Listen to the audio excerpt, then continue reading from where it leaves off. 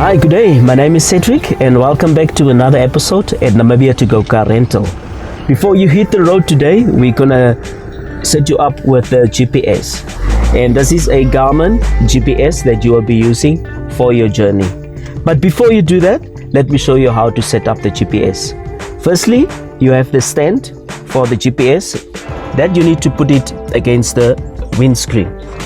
Then you have the charging cable which you plug in there by the secret lighter.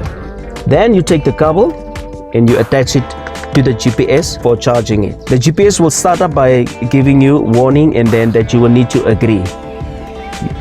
You take a pencil or your finger, then you press agree. It will give you a screen where it says where to or view the map.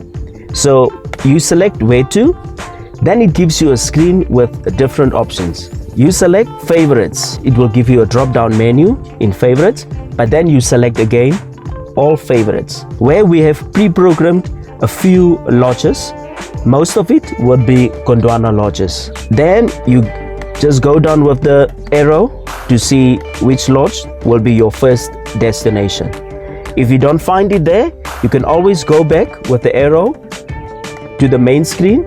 You end the search, for example, Anab Lodge, and then voila, you have your destination for GPS. Upon returning of the vehicle, you always go back to favorites, select all favorites.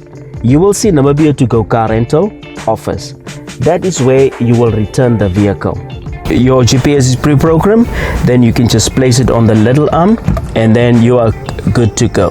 Thank you for joining me. See you in the next episode.